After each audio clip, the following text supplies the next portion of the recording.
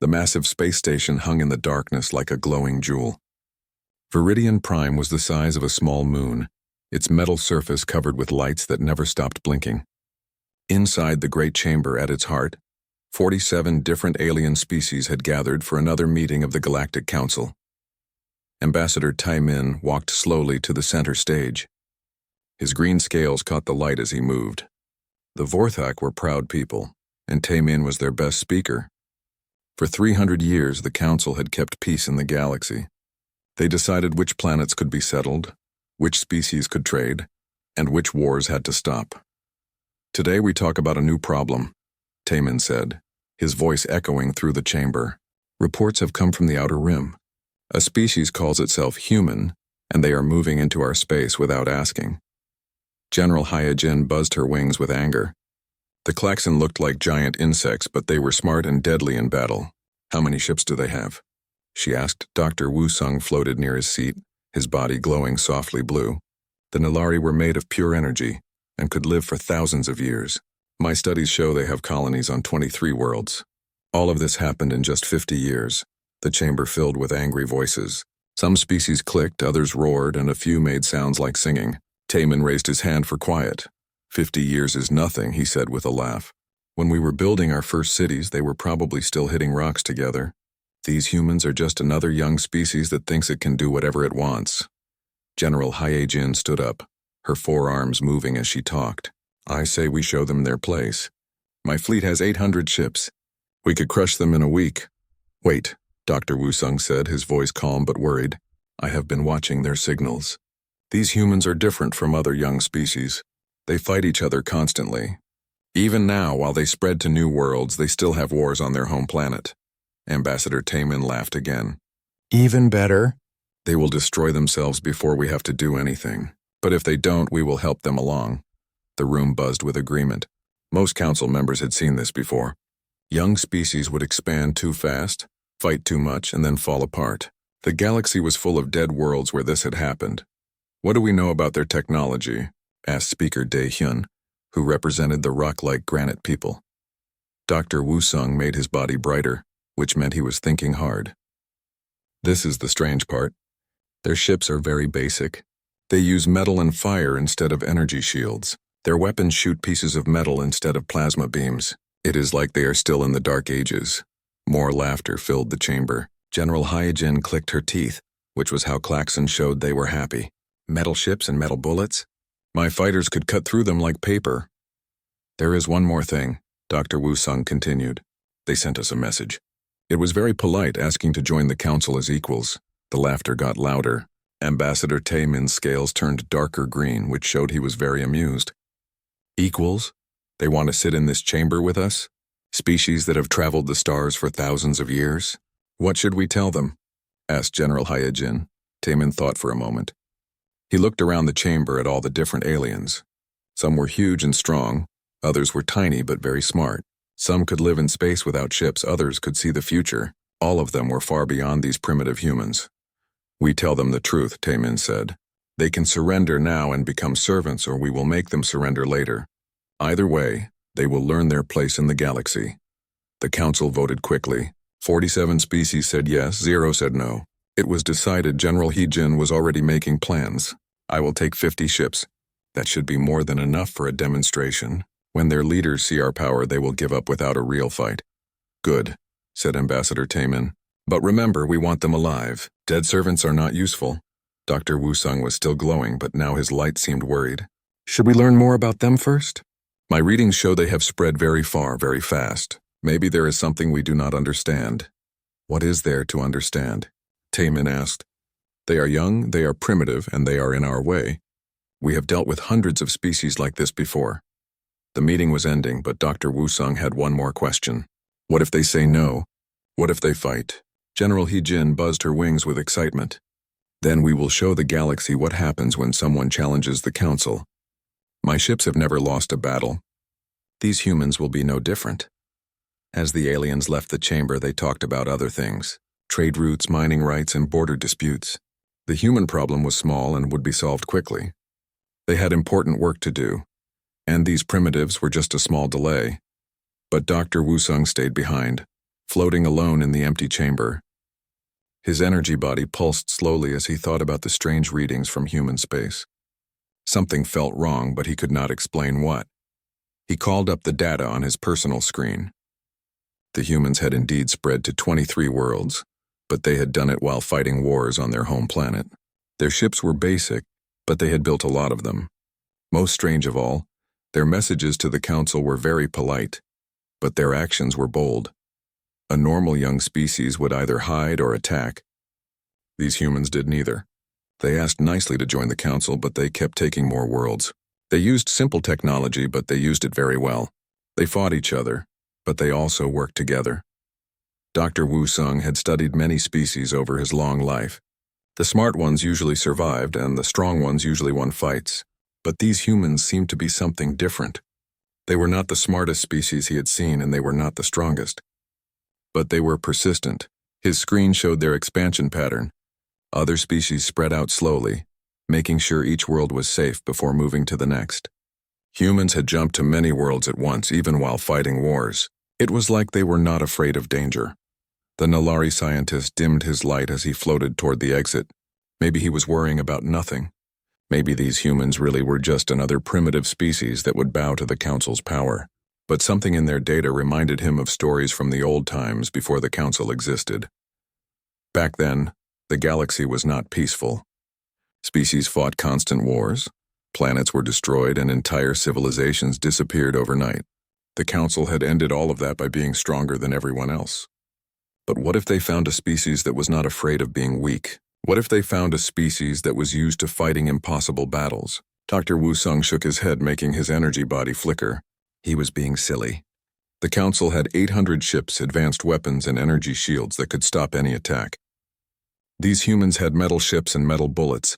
It would not even be a fair fight. The alarm woke Admiral Jae-ho from his short sleep.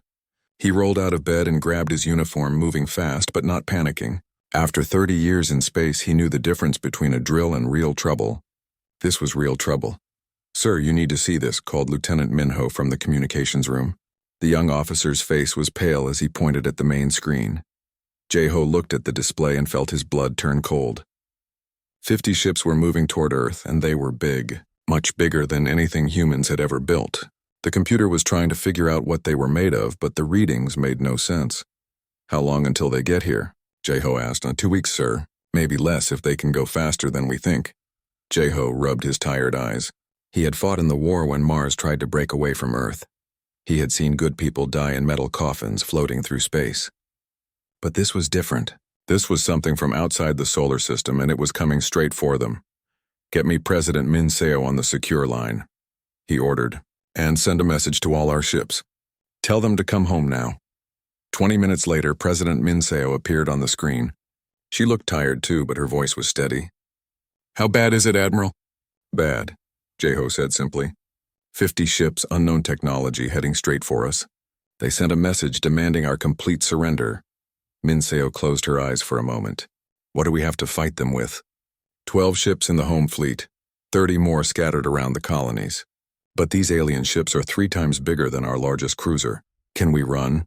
Jae-ho almost smiled. That was like Min Seo, always asking the hard questions. Where would we go? These aliens know where our colonies are. If we run, they will just follow us and kill everyone anyway.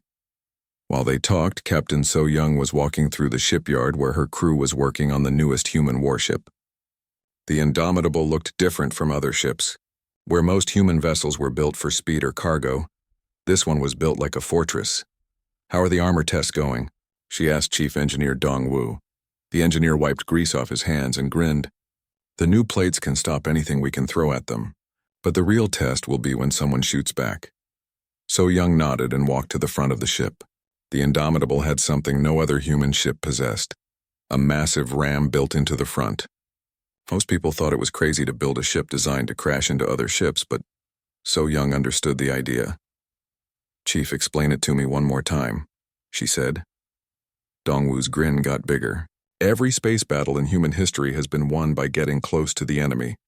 Missiles can miss, lasers can be blocked, but if you ram something hard enough, it breaks. And our ships can survive ramming? That's the beautiful part," Dongwu said, patting the metal wall. We built these ships to take damage and keep fighting. Triple hull backup power sealed compartments. Even if half the ship is destroyed, the other half can still fight. So Young had read about the old naval battles on Earth's oceans. Ships would sail right up to each other and fire cannons until one of them sank. Space combat was supposed to be more advanced than that, with long-range weapons and computer targeting. But humans had always been better at close-up fighting. The message from Admiral J. Ho arrived an hour later. All ships were to return to Earth immediately. The alien fleet was coming, and humanity needed every weapon it could find. So Young gathered her crew in the main hangar. They were all veterans of the Mars War, people who had learned to fight in the black emptiness of space. Some were missing arms or legs from battles fought in damaged ships. Others had scars from fires that had burned through their suits. Ladies and gentlemen, So Young began, we are about to meet our new neighbors. They have bigger ships, better technology, and more experience than we do. They think this makes them better than us. The crew listened quietly. These were people who had fought impossible battles before. But they have never fought humans. So Young continued. They have never seen what we do when someone threatens our families. They think we will surrender because their ships are bigger. Chief Engineer Dongwu raised his hand. Captain, what do we know about their weapons? Energy-based, probably plasma or lasers. They have shields that can stop most attacks. Their ships are fast and maneuverable. Sounds fancy, said Gunnery Sergeant Boram. What about their armor? Unknown. But if they rely on shields, they probably did not make their hulls very thick. The crew started to smile. They were beginning to understand. Back at Earth Command, Admiral J. Ho was reading reports from the colonies. Humanity had spread to 23 worlds in 50 years, which was incredibly fast by any measure. But they had done it while fighting wars, dealing with disasters and losing ships to accidents. Every human colony had been built by people who were not afraid of dying. The first colonists on Mars had known they might never see Earth again. The miners on Europa had worked in conditions that killed one person every month. The farmers on distant worlds had planted crops while alien animals tried to eat them. These aliens probably came from peaceful worlds where everyone was safe and comfortable. They had never been hungry, never been cold, never been afraid. They thought technology was enough to win any fight. Admiral J. Ho had grown up in the slums of Seoul before joining the military. He had been hungry and cold and afraid many times. He knew that fancy weapons meant nothing if the person holding them had never been in a real fight. Sir, Lieutenant Minho called out, the aliens are trying to talk to us again. Put them on screen. The alien face that appeared looked like a lizard walking on two legs. Its green scales caught the light as it moved, and its yellow eyes showed no emotion. Humans of Earth, the alien said in perfect Korean. I am Ambassador Taemin of the Galactic Council. You have expanded into our territory without permission. You will surrender immediately, or we will force you to surrender. J-Ho stared at the screen for a long moment. Then he started to laugh. Is something funny? Taemin asked. Yes, J-Ho said, wiping tears from his eyes. You think we care about your permission? You think we are afraid of your threats? You really do not understand humans at all. Taemin's scales darkened with anger. We have destroyed entire civilizations, human. We can erase you from existence, maybe. J-Ho agreed. But you will have to work for it. And when you are done, you will remember this conversation. You will remember that we did not bow, we did not beg, and we did not run. The transmission ended, leaving the command center in silence. Sir, Minho asked quietly, do you really think we can win? J-Ho looked at the tactical display showing their small fleet against the approaching alien armada. The odds were terrible, but he had seen worse. Win? He said, I do not know. But we are going to teach these aliens something about humans. We are going to show them what happens when you threaten our families. Outside, Captain So Young was running final tests on the Indomitable. The ship's engines roared to life, pushing the massive vessel forward. It did not look graceful or beautiful like the alien ships probably did. It looked like what it was. A weapon built by people who knew how to fight. The battle for humanity's survival was about to begin. Fleet Commander Dalho stood on the bridge of his flagship, watching the blue planet grow larger on the screen. Earth looked peaceful from space, with white clouds drifting over green and brown continents. It was hard to believe that such a pretty world was home to the troublesome humans. Sir, called Tactical Officer Nari, her crystal body flashing with different colors as she worked. I am detecting 12 human ships moving to meet us. Dalho's feathers ruffled with amusement. The The Skith were proud bird people who had ruled the skies of their world for millions of years. He had commanded fleets for 200 years and no enemy had ever defeated him. 12 ships against 50? He laughed. These humans are either very brave or very stupid. Nari's crystals turned yellow, which meant she was confused. Sir, the human ships are moving in a strange pattern. They are not forming battle lines or defensive positions. Show me. The main screen changed to show the tactical situation. The 50 council ships were arranged in perfect formation, each one in its proper place. Their energy shields glowed softly and their plasma cannons were charging for the first attack. But the human ships were doing something different. Instead of spreading out or hiding behind asteroids, they were flying straight toward the council fleet. All 12 of them were pointed directly at the alien ships like arrows aimed at a target. Are they trying to ram us? Asked Sub-Commander Il-sung, a young Scythe who had never seen real battle. Dalho's laughter filled the bridge. Perhaps they think their metal ships can damage our shields. This will be over quickly. The distance between the fleets closed rapidly. Dalho expected the humans to turn away at the last moment or at least slow down. But they kept coming, their engines burning at full power. All ships prepare to fire, Dalho commanded. Target their engines and weapons. We want prisoners, not debris. The council ships opened fire together, 50 plasma beams reaching across space toward the approaching humans. The beams were bright enough to blind anyone looking directly at them, and hot enough to melt through any known metal. Nari watched her screens in shock. Sir, the plasma hits are not stopping them. On the screen, they could see the human ships taking direct hits from the plasma cannons. Their metal hulls glowed red-hot where the beams struck, and pieces of armor flew off into space. But the ships did not slow down or change course. Impossible. Dalho whispered. Nothing can survive direct plasma hits. But the humans were not just surviving. As their outer armor burned away, it revealed thick inner hulls underneath. The human ships were built like layers of metal boxes, one inside another. When the outside layer was destroyed, there was always another layer beneath it. Captain So-young felt the indomitable shake as another plasma beam hit her ship. The lights flickered, and she could hear metal groaning under the stress. But her ship kept flying. Damage report, she shouted over the noise. Outer hull breach on decks 3 through 7, called Chief Engineer Dongwu, but the inner hull is holding. All weapons still operational. So-young smiled grimly. This was exactly what they had planned for. Human ships were not built to avoid damage like the fancy alien vessels. They were built to take damage and keep fighting. All ships, execute ramming pattern 7, she ordered into her communicator. The 12 human ships suddenly split apart, each one heading for a different council vessel. They were no longer flying in formation, but spreading out like a pack of wolves attacking a herd. Dalho watched in growing alarm as the human ships ignored his plasma fire and closed the distance. All ships, evasive maneuvers! Do not let them get close. But the council ships were not built for close combat. They were designed to fight at long range, using their superior weapons to destroy enemies before they could fight back. When the humans kept coming, despite taking heavy damage, the aliens did not know what to do. The first collision came without warning. A human destroyer, its hull glowing from plasma hits, slammed into the side of a council cruiser. The impact was tremendous, sending both ships spinning through space. But while the alien ship's hull cracked open like an egg, the human ship pulled free and kept fighting. How is that possible? Dalho demanded.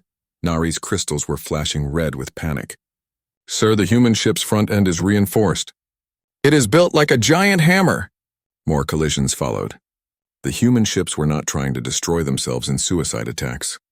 Instead, they were using their reinforced bows to smash holes in the alien vessels, then pulling back to attack again. Council ships began to explode as their delicate systems were damaged by the brutal impacts. Their energy shields, designed to stop plasma beams and missiles, were useless against tons of metal moving at high speed. Sub-Commander Il-sung stared at the chaos on his screen. Sir, we are losing ships. I can see that, Dalho snapped. All ships focus fire on the lead human vessel. 20 plasma cannons turned toward Captain So-young's ship. The Indomitable disappeared in a cloud of superheated gas as the alien weapons struck it simultaneously. But when the cloud cleared, the human ship was still there. Half of its hull was gone and fires were burning inside the exposed sections. But its weapons were still firing, and it was still moving toward another council ship. "This is madness," Dalho whispered. "No crew can survive that much damage." He was wrong. The human crews were not only surviving, they were fighting harder than before. Years of training in damaged ships had taught them to work without gravity, without air, and without hope. They sealed themselves in armored suits and kept working even when their ships were falling apart around them. Gunnery Sergeant Boram was floating in what used to be the weapons control room of the Indomitable. The walls were gone, blown away by plasma fire, but the gun controls were still working.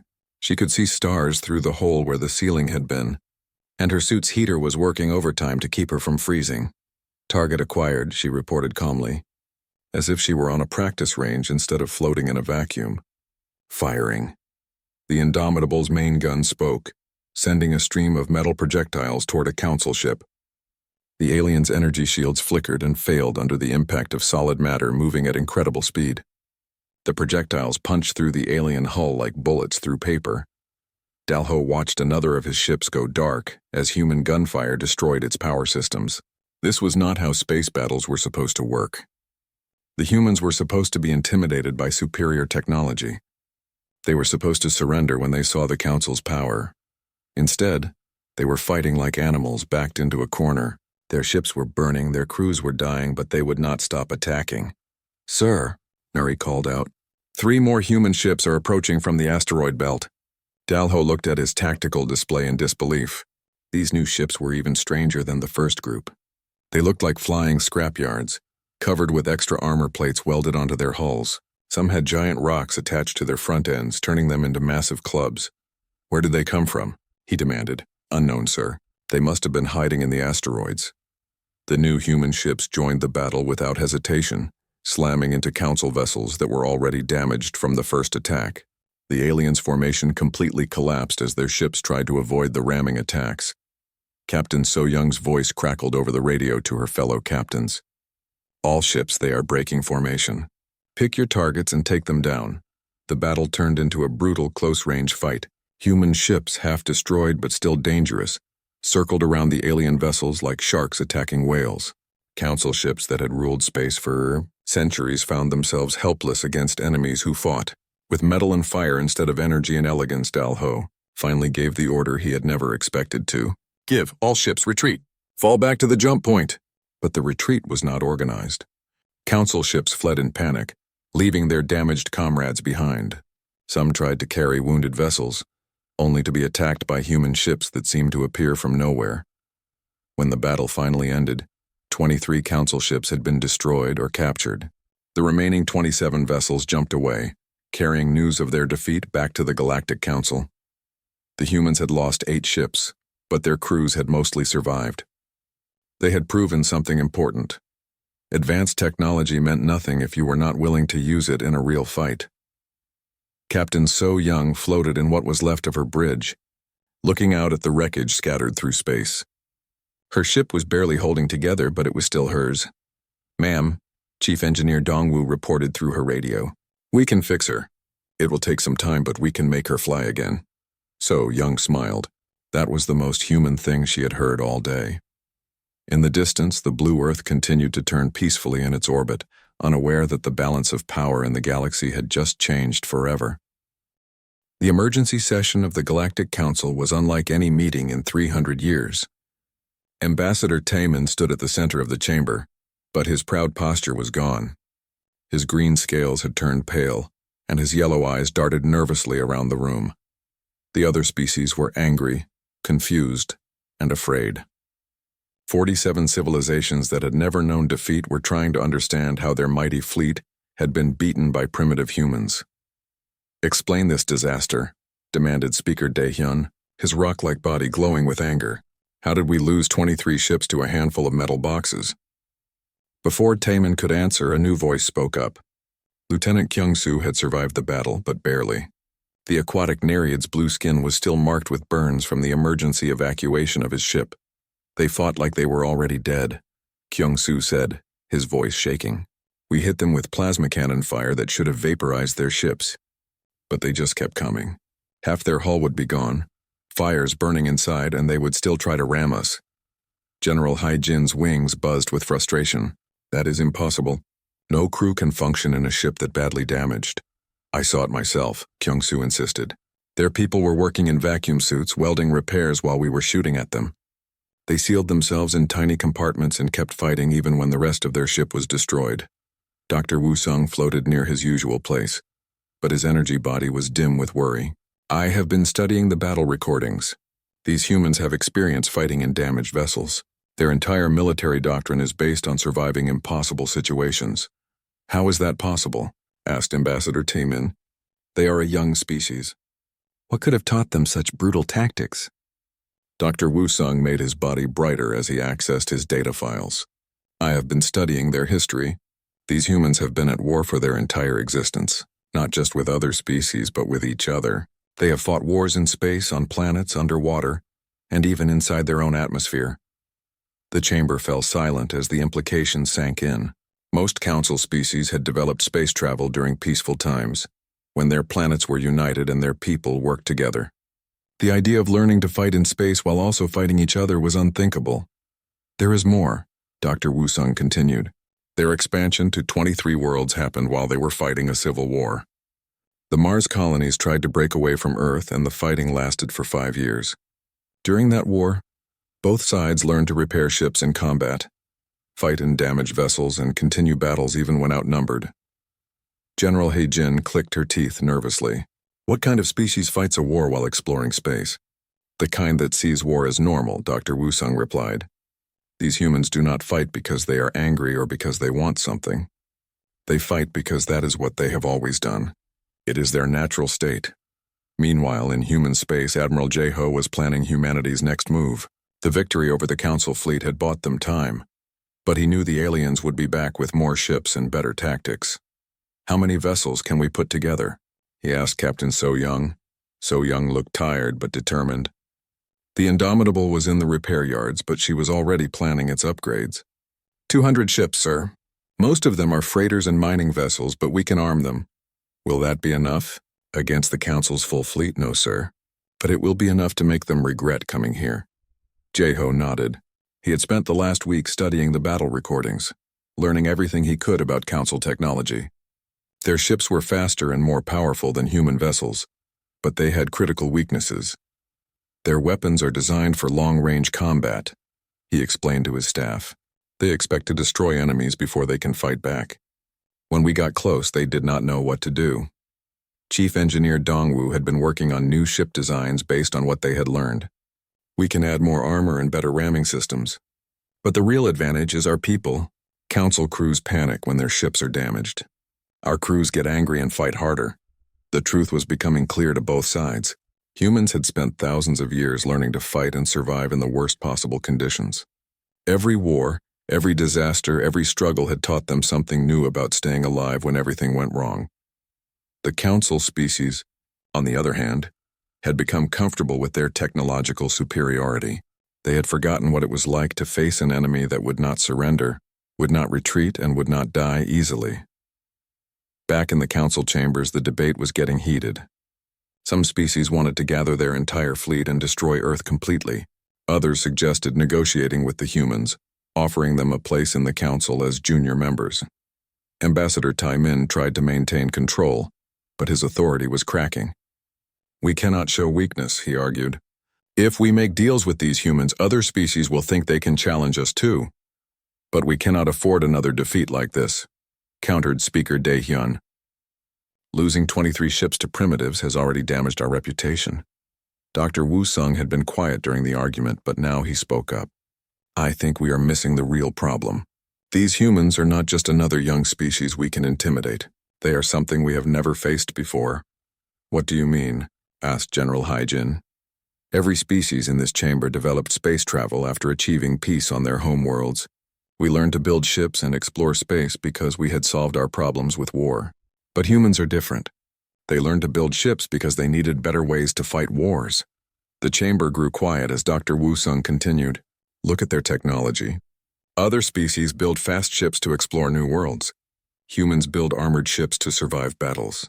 Other species build comfortable habitats for their colonies. Humans build fortified bases that can withstand attacks. You are saying they are naturally aggressive? Asked Taemin. I am saying they are naturally prepared for aggression. Every human colony is ready for war. Every human ship is ready for battle. They do not have to mobilize their military because their entire civilization is already militarized. Lieutenant Kyung-soo spoke up again, his voice still shaky from his experience. There is something else. When we demanded their surrender, their admiral laughed at us, not because he thought we were weak, but because the idea of surrendering without a fight was funny to him.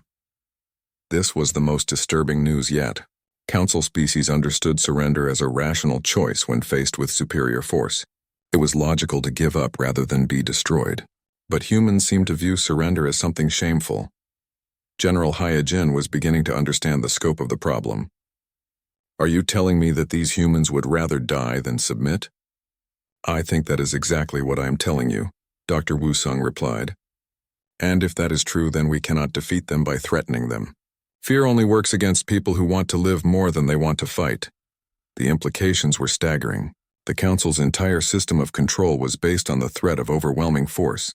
When faced with the Council's superior technology, most species would surrender rather than face destruction. But humans seem to prefer destruction to surrender. How do we fight an enemy that welcomes death? Asked Speaker Dae-hyun. No one had an answer. While the Council debated, Admiral Jae-ho was receiving reports from human intelligence agents. For decades, humans had been quietly watching Council space, learning about their technology and their weaknesses. The recent battle had provided even more valuable information. Their ships are beautiful, reported Commander Yan Woo, who had led a team to study the captured Council vessels. But they are built for comfort, not combat. Their crews have private quarters, recreation areas, and luxury facilities. Our ships have bunks, rations, and extra armor. What about their weapons? Asked Captain So-young. Impressive but limited. Their plasma cannons can destroy unarmored targets easily, but they overheat quickly and cannot penetrate thick metal plating. Our kinetic weapons are crude, but they work reliably and never run out of ammunition. Admiral Jae-ho smiled for the first time in weeks. So they have better technology, but we have better tactics. They have more ships, but we have more experienced crews. They have energy shields, but we have armor that can take a beating. What are your orders, sir? Asked So-young. Jae-ho looked at the star chart showing Council space. It was vast, containing thousands of worlds and billions of aliens, but it had been peaceful for so long that most of it was undefended. We are going to teach the Council what humans learned long ago, he said. The best defense is a good offense. If they want a war, we will give them one they will never forget. The age of Council dominance was ending, and none of them realized it yet. The attacks came simultaneously across 7 Council systems. No one saw them coming because no one was looking for them. For 300 years, the Council's borders had been safe from any external threat.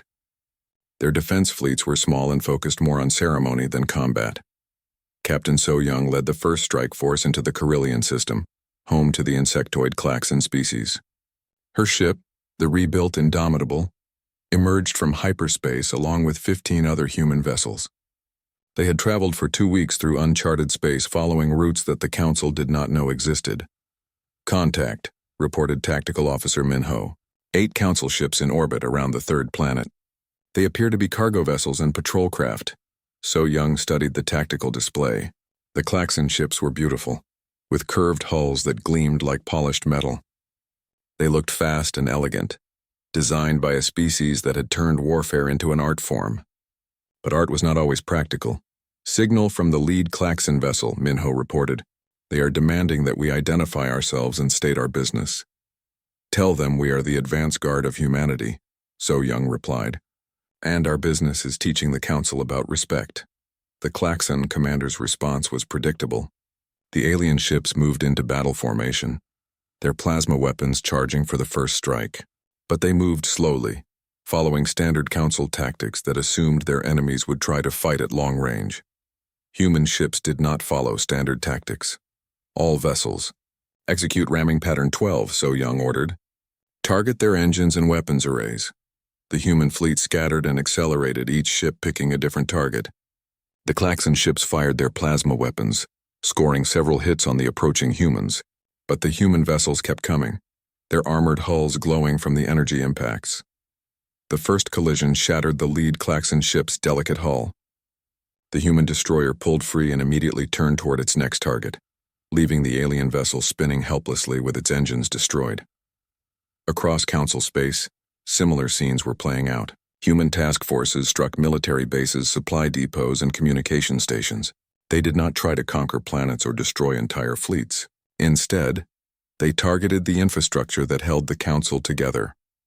In the Viridian system, Admiral J. Ho led the largest human force against the Council's main military academy. The facility trained officers from all 47 member species, teaching them the tactics and strategies that had kept the peace for 3 centuries. "Remember," J. Ho told his captains, "we are not here to kill students. We are here to send a message." The Academy's defense fleet was formidable, 20 ships crewed by the best officers in Council space. But they had learned their tactics from textbooks and simulations, not from desperate battles in damaged vessels. The human attack was swift and brutal. Instead of engaging the defense fleet directly, the human ships ignored the enemy weapons and headed straight for the Academy station. Council officers watched in horror as armored human vessels smashed through their defensive lines like hammers through glass. But the real shock came when the human ships reached the station. Instead of destroying it, they simply surrounded it and began broadcasting a message to every receiver in the system. The face that appeared on screens throughout Council space was not what anyone expected. Emperor Jinwu looked old and tired, with scars on his face and gray in his hair. He did not wear fancy clothes or sit on a golden throne. He stood in what looked like a military command center, surrounded by charts and tactical displays. "People of the Galactic Council," he began, his voice calm but firm. "I am Jinwu, representing the human species. Your leaders have tried to make us surrender without knowing who we are or what we have survived. It is time you learned the truth." The recording continued, but Dr. Wu Sung had stopped listening. He was analyzing the background of the transmission, and what he saw made his energy body dim with shock. The command center behind Jinwu was not on a planet or a space station. It was inside a ship, and that ship was enormous. "How big is their flagship?" he whispered to his assistant. The answer came back quickly. "Unknown, sir. Our sensors cannot find the edges of it."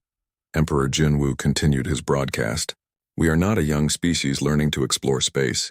We are refugees from a galaxy that destroyed itself in war. For 10,000 years we fought against enemies that would not surrender, would not negotiate, and would not show mercy. We learned to survive because those who could not learn died." The implications hit the Council chambers like a physical blow. Humans were not primitives who had recently discovered space travel. They were veterans of a galactic war that had lasted longer than most Council species had existed. "We came to this galaxy seeking peace," Jinwu said. "We hoped to find civilizations that had learned to live without constant war. Instead, we found the Council, a group of species that maintains order through the threat of violence." Ambassador Taimin felt his scales turn cold. Everything the Council had believed about humans was wrong. They were not an expanding young species. They were survivors of something unimaginable. "Your Council sent ships to demand our surrender," Jinwu continued. "You assumed that your technology and your numbers would be enough to intimidate us. You were wrong. We have faced enemies with better technology and larger fleets. We are still here. They are not." On the tactical displays throughout Council space, the human fleets were demonstrating their capabilities. Ships that looked like flying fortresses were outmaneuvering Council vessels that should have been faster. Human crews were repairing battle damage while fighting, something Council officers had never seen before. But the most shocking display was happening at Viridian Prime itself. A massive human ship had emerged from hyperspace just outside the Council's home system. It was bigger than anything the aliens had ever built, and it was not alone. "We do not want to destroy your civilizations," Jinwu said, "but we will not allow you to threaten ours. You have 3 choices. You can accept us as equals in a new galactic community.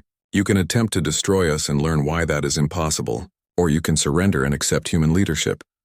General Hyejin's wings trembled with rage and fear. "He is demanding that we surrender to them." "What else did you expect?" Dr. Wu Sung asked quietly. "We demanded their surrender first. The difference is that they have the power to enforce their demands." The truth was becoming clear as reports came in from across Council space. Human forces had struck dozens of targets simultaneously, showing a level of coordination that should have been impossible for a primitive species.